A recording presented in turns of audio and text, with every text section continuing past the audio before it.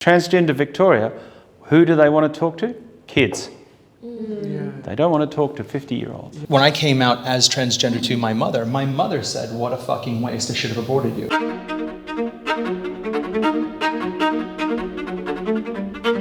I don't think it's too young. Most of us who are adults who identify as, I've got trans experience at this table, most of us, some of our earliest memories and thoughts on this particular conversation was around probably 4 and 5. I remember being 5 years old and playing up within the gender roles that I understood what gender was at those young ages, saying to people I should have been a girl when I was younger.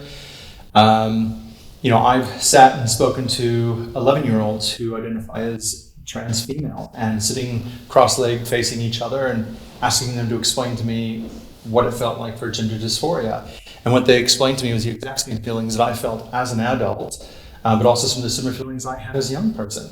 But also at that young age, they'd had lots of time to speak to a mental health professional for many years before that moment had come and to work through those things. I would say most human beings know pretty early on that something's not right, they're not in the right place.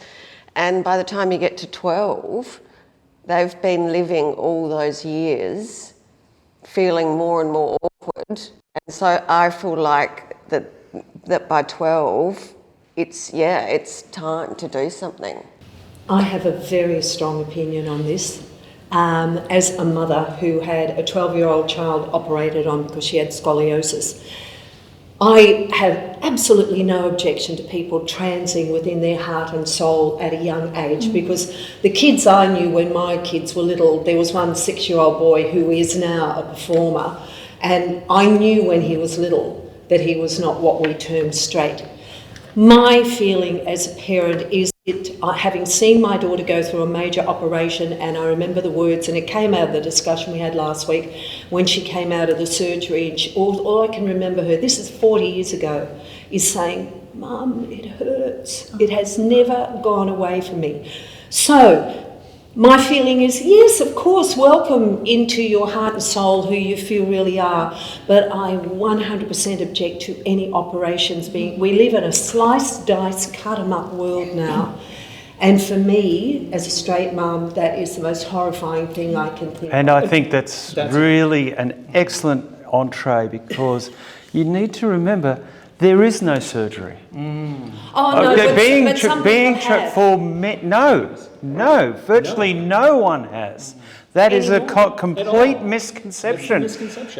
Medical intervention is not part of being transgender. It is the innate feeling of who you are and what you are. Yeah. It does not require surgery. Then why do they talk about surgery? Because it is by people who are trying to generate fear. And it does. That is what it is all about. Yeah. There is no surgery on children in Australia and pretty much the rest of the world, except if you're born intersex and then you don't even get to consent to it. And again, that's what I was saying at the beginning, is what I feel is so beneficial about a discussion like this, is the information that is missing. Well, that's what you said at the beginning. The information that I have is that people have, when they have gender reassignment, have surgery on their bodies. Where we're talking about children and young people going onto hormones and hormone blockers, it is just that process. It has nothing to do with surgery, and this is what's being weaponised against us. I feel that, like, when you're something as simple as going on the contraceptive pill, you feel the mood changes, like the mood swings. Can you imagine putting like a young male to female transgender on this kind of medication? It really is quite powerful. I mean, we're lying to ourselves if we say it's not. It is as well. I remember when I was a young girl, about 9 or 10, I started dressing up in my brother's clothes and shaving my hair and, getting the kitchen scissors. And it really scares me to look back and think, what if my parents were a bit more, open to the idea and just put me straight into it, and kind See, that again, That's where some of the Blockers? misconception comes in, because Yeah. these parents will put their kids with a mental health professional who will go through and have the conversations over and over.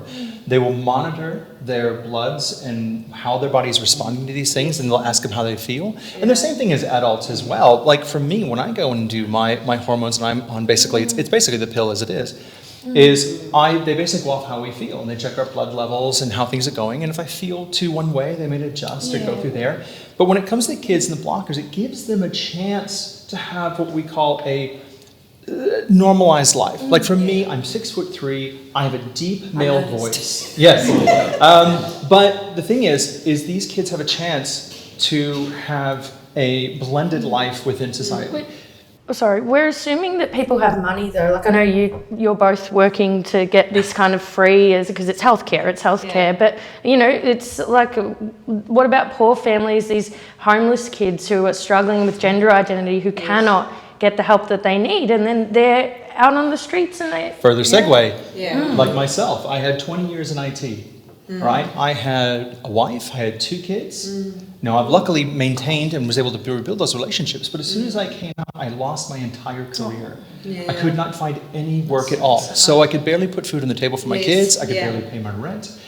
And then next thing you know, I had to go through this with a doctor.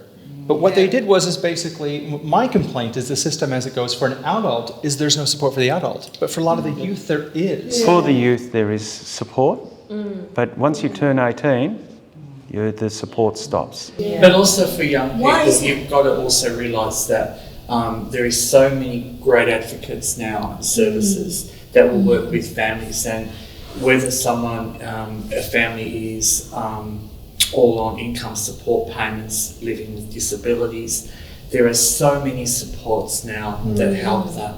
And I think what the other thing to note is that it is for some of us, like for myself, from the age of 4, knowing that my body was wrong and then wanting to mutilate myself and not having anyone to support, and for myself being adopted and not having no experience of love. That kind of amplifies it to loneliness and isolation. So some of us living in the 80s and 70s. I had a really bad eating disorder in about 2017. It is shocking, the system. I was a binge eater before that, so I appeared at a normal weight. I didn't get help until I was down to, trigger warning numbers, but like 37 kilos. I was on the verge of a heart attack. My veins were collapsing. They had to get an ultrasound machine to find my veins. But I had that thrown on me. My mother was thinking, you know, what is the one example in media of an anorexic woman? It's Portia de Rossi. You know, she's thinking, oh, my daughter's a lesbian and she just can't come out to me. And for a while that made me suppress my bisexuality because I just wanted to piss off. Like, it's just, don't put that on me. I'm already going through what I'm going through. I don't need to have a sexuality crisis on my hand. Does one of you want to speak? Well, actually, I'm going to go off what Tiff said, because you asked about kids. Why there's more support for kids versus adults. See, the thing is, we have an emotive response in society to youth, especially youth that are struggling. We have an emotive response towards women who might be struggling, cisgender, heteronormative presenting women. There's an emotive response to that. So what we do in society within the media is we create these emotive responses and how we create the images, right?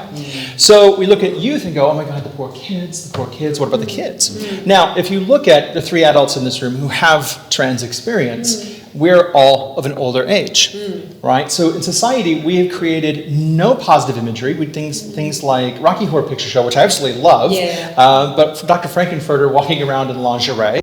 We got Norman Bates, Psycho. There are Silence of the Lambs, you know? Everyone likes a good Chianti. But that's the thing, though, is there's no emotive response for us. They see us as fetishizing. They do. But as the years have progressed and our culture is making money out of slicing and dicing people, that was what was becoming my greatest fear, was that trans children were being sliced and diced. Thank you for at least making, because I'm getting teary now, for alleviating that bit. Because I would never want to see that. You know, myself. I know, but that's what's sold to us. That's what's sold to me. And I'm not stupid. I'm a person who researches all the time. But that's what's sold to me in the media.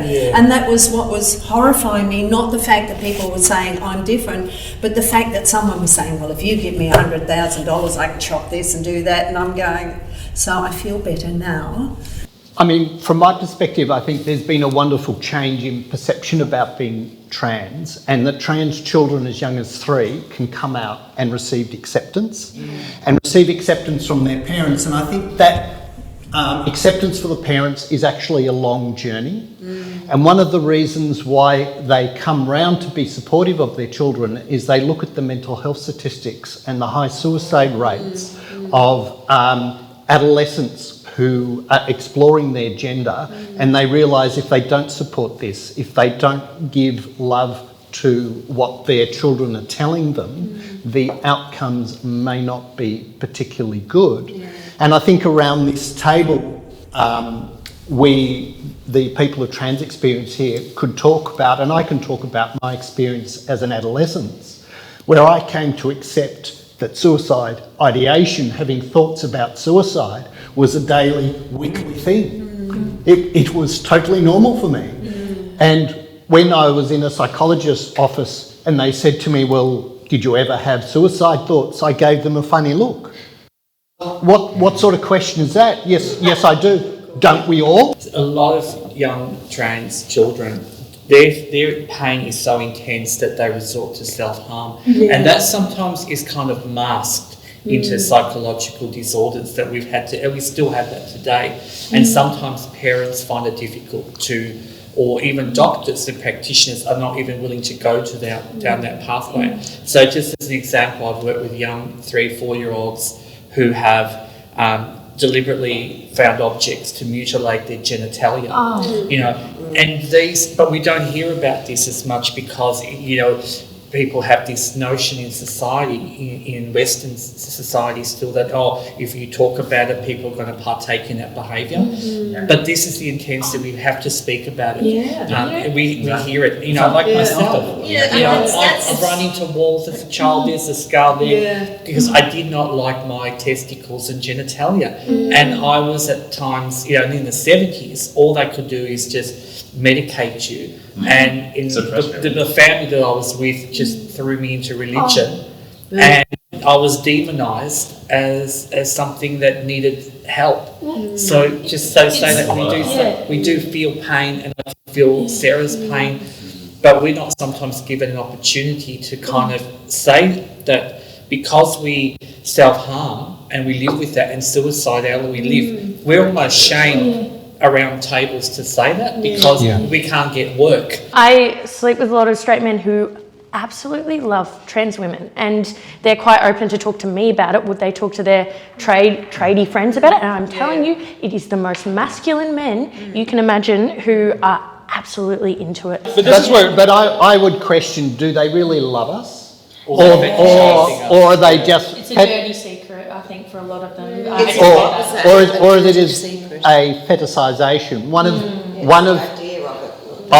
many of my trans women friends who have dated men, they find that the relationship is limited because the man can't accept them as a whole. I know even for gay men, I don't want to speak on your behalf, but I could feel that when there's a straight man who maybe wants to explore their sexuality and they're kept as some kind of side piece that doesn't deserve to be shown to their friends or family, and it's just... One of the other things we often get mixed up on is lumping the whole LGBTIQ plus and a partridge in a pear tree into one group, and we're not. And the thing is a lived experience of someone with their sexual diverse differences versus their gender diverse differences is a totally different story.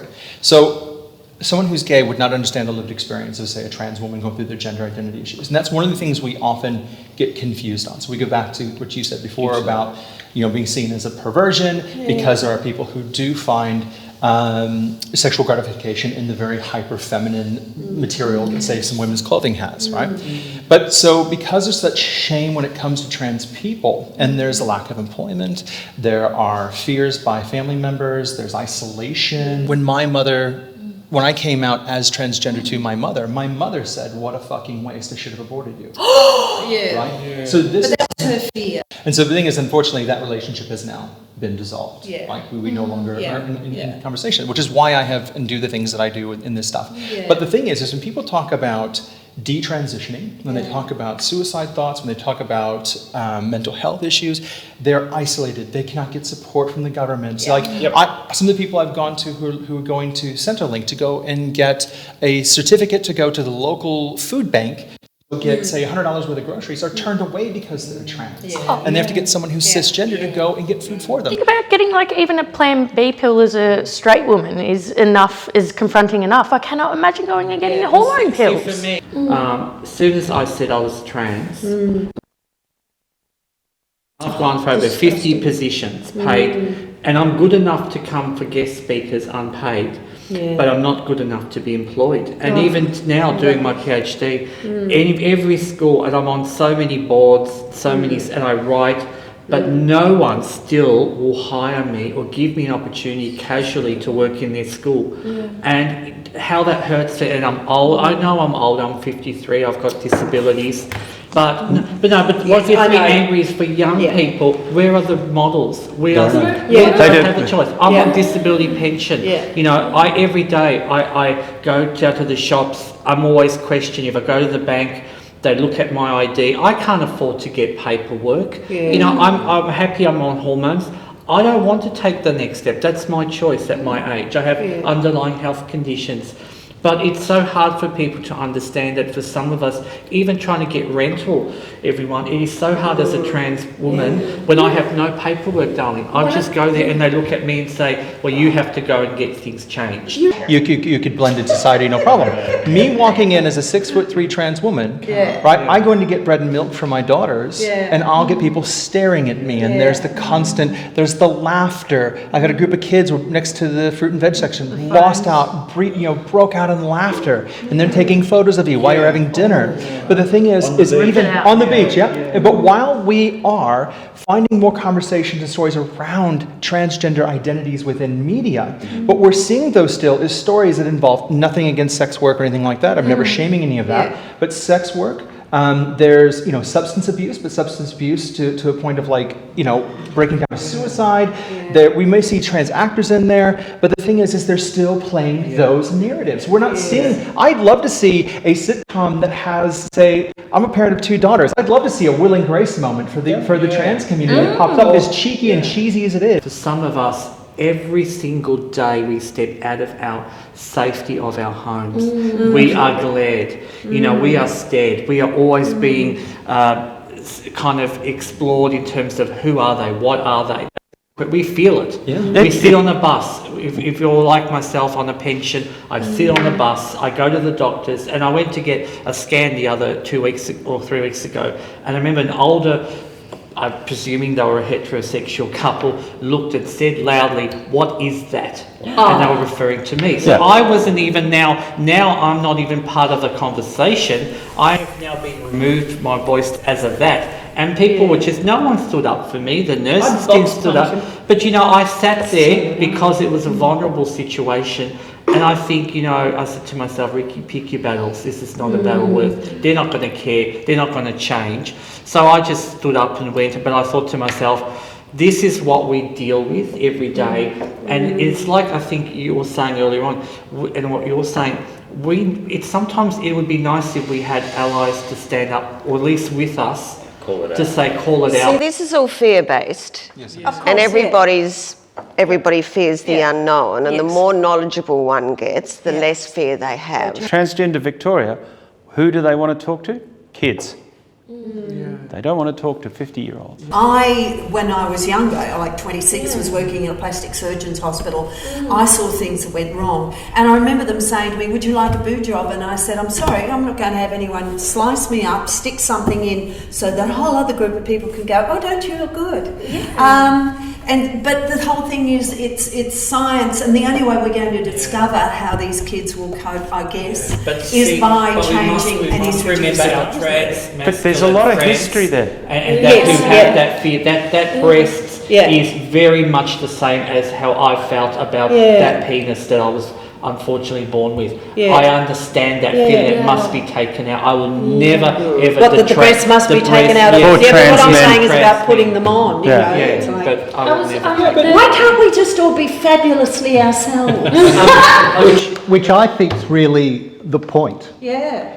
That For me, we, that's the point. we're all part of a wonderful, beautiful Yeah. human diversity, and it's a matter of developing respect Respect for that diversity and for each other. We as a And society need to ourselves. classify and we need to put people in boxes because that's how we feel safe and ordered.